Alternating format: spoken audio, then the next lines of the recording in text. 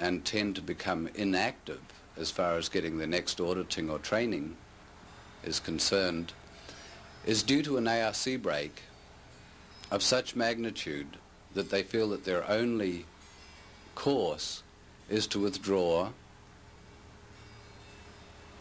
try to hope that it didn't happen, but if it did, in some way to try and show that they were right for doing what they did, even though they now think they shouldn't have done it. Whether it was joining the Sea Org or whether it was buying auditing or whatever it was.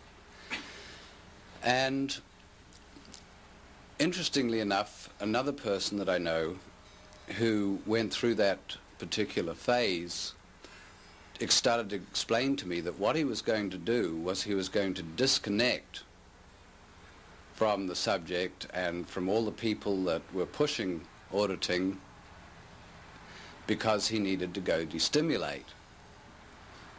And he told me that he was doing that because he didn't think that the tech worked anymore.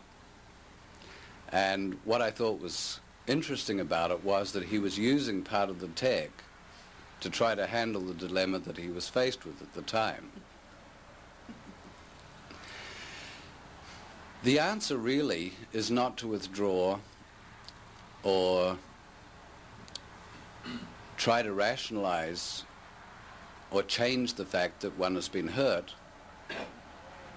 The answer is actually to become more involved. And that's the ultimate solution, to become more involved with it and to understand the factors that could have brought this about. One of the biggest problems that I think we have in the future, we have it now, but I think it's going to become more pronounced in the future, is that of disseminating.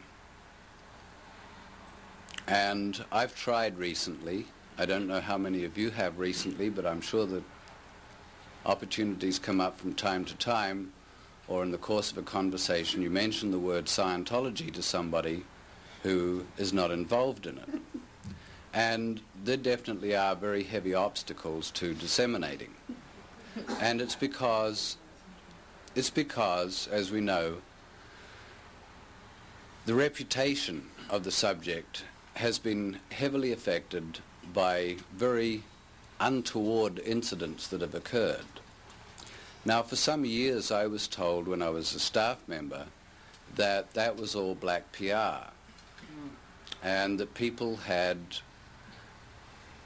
called enemies had generated these false reports and so on, and that the obvious handling was to point out to somebody who'd heard of such an instance, to point out to them that it was simply false and didn't happen and so on. One of the things that I found out very rapidly after I left the Sea Org and rubbed shoulders with people who had had no previous contact with Scientology, such people have gone by various names in the past, but somebody recently suggested they could be called uncooked rather than raw. But in contact with people who had had no previous contact with Scientology, and I'd hear some of these stories from them, and found out that they were not simply rumors or stories. Most of these people knew somebody. It had either happened to them or they knew somebody personally who had experienced such a thing. So it wasn't any good to say that the bad reputation that had grown simply came from false propaganda. It hadn't. It came from actual untoward incidents done by people or by the organization which are inconsistent with the basic philosophy of Scientology. Now, there are many reasons why all that could have come about. I'm going to express some ideas today which I haven't expressed before, and maybe other people have, but I think it's worth looking at some new approaches to it, because at least we can say the situation's still going on. One possibility is that maybe you and I and others, maybe we came into Scientology for the wrong reason.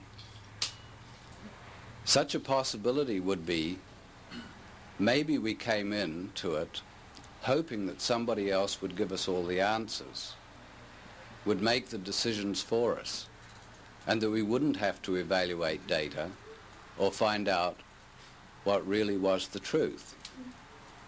If that were the case, and I would have to admit that to some degree when I first started reading the books I thought, I hope this is all true.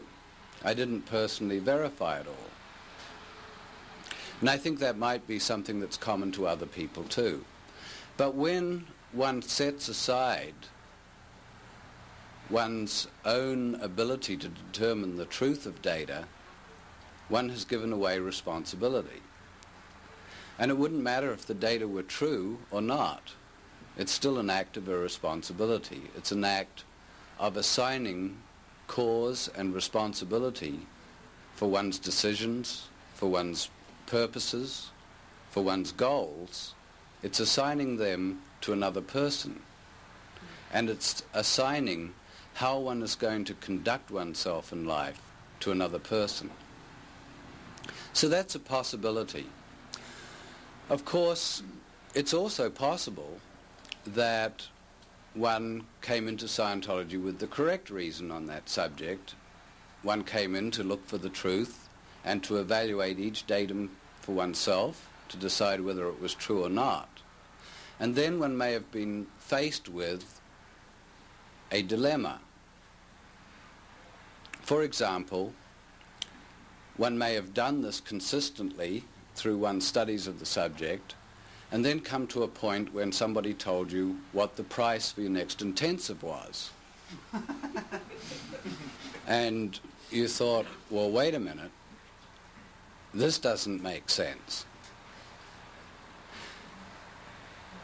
Now, and this person might reject that particular datum as not being logical and not being true, and all the reasons given for it not being true. But at such a point, what if one were told, well, that's the way it is, you either go along with it or you miss out? What choice do you have at that point? If there was no alternative, one could say that there was no choice but to go along with it. Unfortunately, when one sacrifices one's integrity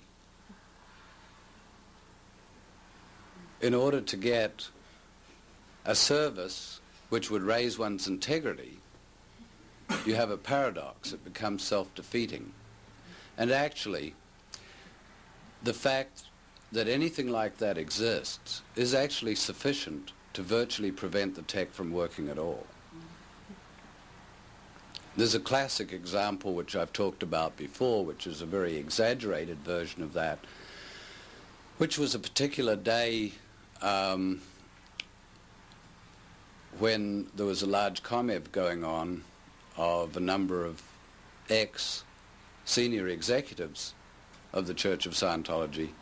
And at one particular point during that, these people, myself included, were all informed that they had a certain choice, which was that they either toe the line, I guess is the way to put it briefly, or they would lose their eternity, or they would lose their bridge for all eternity.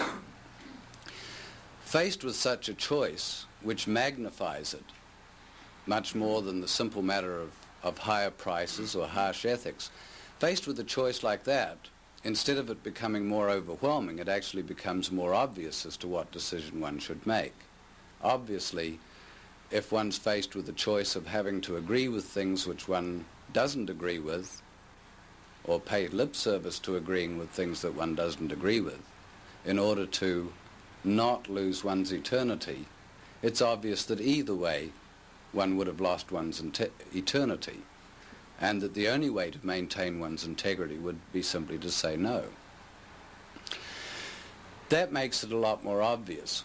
What's actually harder to handle are the little instances, the times when the price was just a little too high, not too much too high, or where one was told, well, the reason we have to do this is because there are enemies who are fighting